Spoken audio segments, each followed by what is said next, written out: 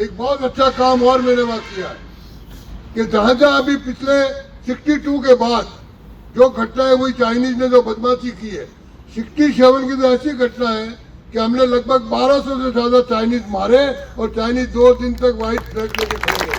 आपके प्रधानमंत्री ने 18,000 फुट की ऊंचाई तक टैंक पहुंचा दिए, टैंक। इसे वहां चाइना घबराया हुआ। मैं कहूंगा तो आपको आश्चर्य होगा, घर में बच्चा पैदा हो या बच्ची पैदा हो 108 पेड़ लगाने कंपल्सरी, 108। और जब पेड़ लगाते हैं तो सरकार भी उनको प्रोत्साहन करती है वहां की, और सरकार वहां 108 पेड़ के साथ साथ 10,600 रुपए की उस बच्ची के नाम एफडी कराती है। गंगटोक जो राजधानी है सिक्किम की, वहां 5 लाख से ज्यादा आबादी है और थाना है एक। मैं थाना से अगर राजभवन जाऊं तो 30 मिनट लगते हैं। तो मैंने डीजी को बुलाया, मैंने कहा इतना बड़ा शहर और एक थाना, तो उनका हमारे साथ टाइम ही नहीं है। फिर आपने प्रधानमंत्री जी ने एक और नई बात की है, हम हमेशा क्या बद्रीनाथ जाते थे ना, काफी लोग गए हुए होंगे, तो उससे आगे एक माना गांव है, तो क्या हमारे आखिरी गांव में जा रहे हैं। तो प्रधानमंत्री ने कहा ये आखिरी गांव नहीं है, ये हमारा पहला गांव है। और इसलिए उन्होंने कहा इससे आगे तो हम बहुत थे, तो भूलो मत अभी हमको आगे तक जाना है। तो उस गांवों को उन्होंने वाइब्रेंट विलेज का नाम दिया है। 3 देश लगते हैं, भूटान, नेपाल और चाइना। मेजर चाइना है, लेकिन मैं आपको विश्वास दिलाता हूँ ये सब बातें फालतू है। चाइना हमसे डरा हुआ है, वहाँ पर चाइना की हिम्मत नहीं कि कुछ आके करे। 1967 में घटना घटी थी, कुछ फौजी होंगे तो जानते होंगे। तो सरदार नाथुला अगर बचा है, हाँ आप होते ना, नाथुला अगर बचा है तो जनरल सगत सिंह के नाम से बचा है। तो मैंने तो राजस्थान का नाम करने के लिए अब कोई भी नाथुला जाएगा तो मैंने सगत सिंह जी की मूर्ति लगाई है। ओम जी माथुर मेरे राजनीतिक गुरु ही नहीं, मेरे संरक्षक भी है। राजनीति में उनके कारण ही मैं आज इस स्टेज पर हूँ।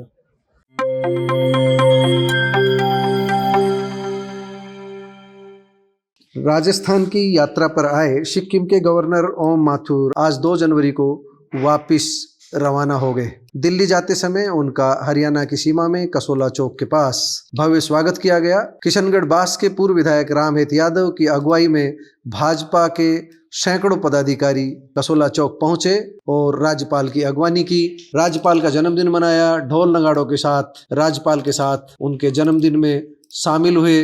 इस अवसर पर जब मंच सजाया गया तो ओम माथुर को भी बोलने का आग्रह मानना पड़ा, और ओम माथुर ने इस अवसर पर जो कुछ कहा वह बहुत बड़ी बात है। उन्होंने सीधे सीधे कह दिया कि मौजूदा सरकार के समय में 18,000 फुट की ऊंचाई पर हमारे टैंक पहुंच रहे हैं, यानी कि भारत की पहुंच की क्षमता 18,000 फुट की ऊंचाई तक पहुंच चुकी है। सिक्किम के साथ 3 देशों की सीमाएं लगती है, भूटान, नेपाल और चाइना। इनमें चाइना की सीमा सबसे अधिक है, और उन्होंने इस मौके पर सिक्किम के बारे में प्रेरक बातें भी बताई। उनसे निश्चित रूप से प्रेरणा लेनी चाहिए। राज्यपाल ओम माथुर रामहेत के आग्रह पर यहाँ रुके थे। इस मौके पर एनजेपी से बातचीत में रामहेत यादव ने भी ओम माथुर से अपने पुराने रिश्तों को याद किया। आइए सुनते हैं राज्यपाल ओम माथुर ने क्या कुछ कहा। 72 डेज तक, यानी 72 दिनों तक, वो वास्तव में इंडिया का एरिया नहीं है। ऐसे तिकोना, एक तरफ भूटान है, एक तरफ चाइना है, बीच में भूटान है, एक तरफ इंडिया और एक तरफ चाइना है। तो चाइना चाह रहा था कि वहाँ रोड बना ले। डोकलाम नाम सुना होगा सबके, में से ये नाम बताना भूल गए, इसलिए मैं उसको क्लियर कर रहा हूँ। ये गए जब तक, उससे पहले सिर्फ अजीत डोभाल और मनोहर पर्रिकर जी गए थे, और बड़ा दुर्गम स्थान है। और ऐसा अपने बारे में भ्रम फैला दिया कि वहाँ तो चाइना ने सारी जमीन दबा दी थी। तो ये जितने राजस्थान के लोग आए थे, मैं इनको दिखाने ले गया। मैंने कहा चाइना अपने औजार भी वही छोड़ के गया है, और चाइना में डिफेंस में। अब वहाँ हमने ये नाथुला हो, चीला हो, एक बहुत अच्छा काम और मैंने वहाँ किया है कि जहाँ जहाँ अभी पिछले 62 के बाद जो घटना है वही चाइनीज ने जो बदमाशी की है, 67 की तो ऐसी घटना है कि हमने लगभग 1200 से ज्यादा चाइनीज मारे और चाइनीज 2 दिन तक व्हाइट फ्लैग लेके खड़े रहे। तो पूरा सिक्किम का जो एरिया है वो अपन ऑफेंसिव है, डिफेंस में नहीं, चाइना डिफेंस में है। तो इसलिए वहाँ बड़ा दुर्गम इलाका है, नो डाउट वो, लेकिन सिक्किम बहुत सुंदर प्रदेश है। इसलिए मैं तो यहाँ जहाँ भी जाता हूँ कहता हूँ कि जो आ सके वो सिक्किम एक बार जरूर घूमना चाहिए। दुनिया ने हिंदुस्तान के पूरे देश दुनिया का एकदम सर्वश्रेष्ठ राज्य है। और पर्यावरण के प्रति इतना यानी 13,000 16,000 तो मेरा राजभवन भी 6,500 फीट पर है, यानी आपके अरावली की सबसे ऊंची चोटी से जस्ट दुगना इस हाइट पे है। और बॉर्डर जाते जाते 13,000 14,000 18,000 19,000 फीट तक। और आपके प्रधानमंत्री ने 18,000 फुट की ऊंचाई तक टैंक पहुंचा दिए, टैंक। इसके बाद चाइना घबराया हुआ। सिक्किम है छोटा प्रदेश, बहुत थोड़ी आबादी है, 7 लाख कुल आबादी है।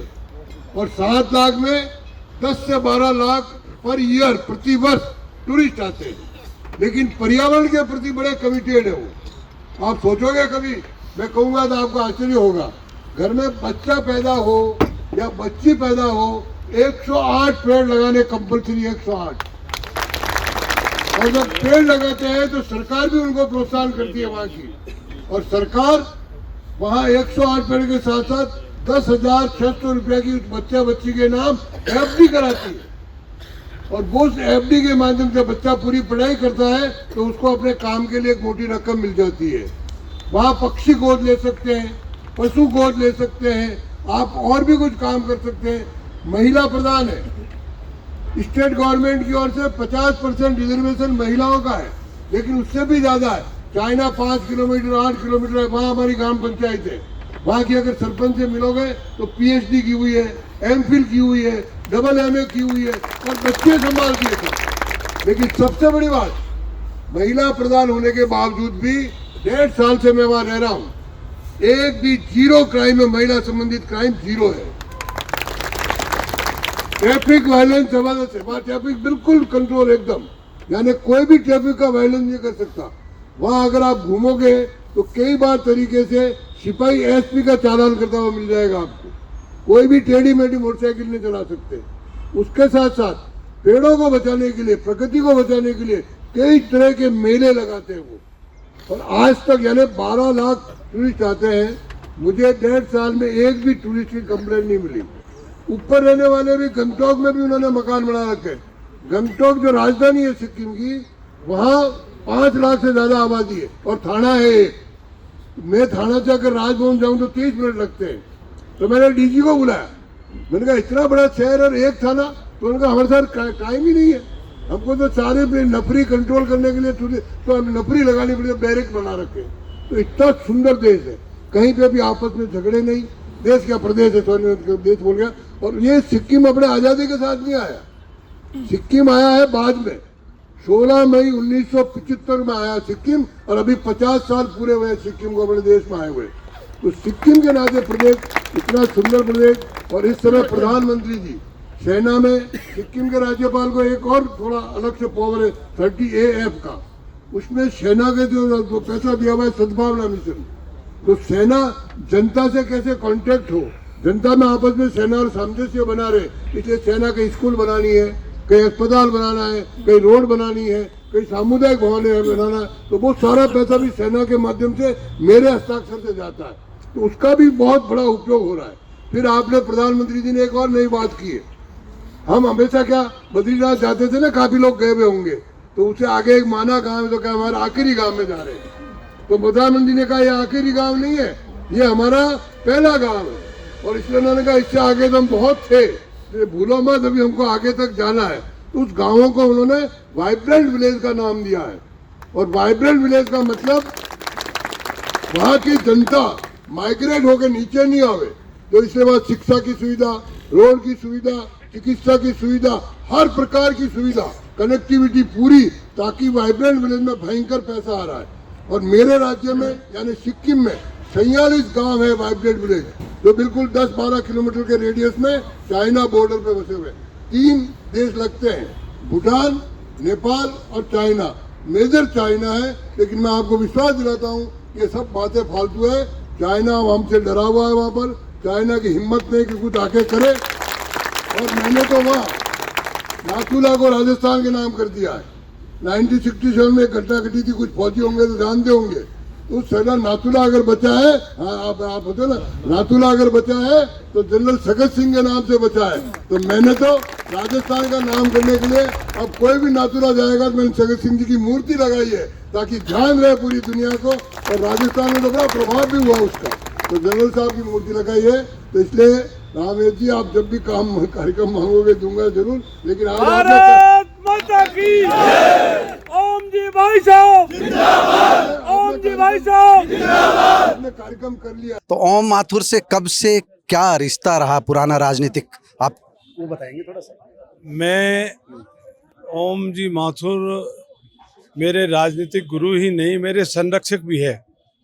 राजनीति में उनके कारण ही मैं आज इस स्टेज पर हूँ। माननीय ओम जी माथुर साहब 85 में भारतीय किसान संघ के प्रदेश संगठन महामंत्री थे और हम संघ में काम करते थे। तो द्वितीय वर्ष और तृतीय वर्ष करने गए थे, तब से हमारा संघ के नाते संबंध थे।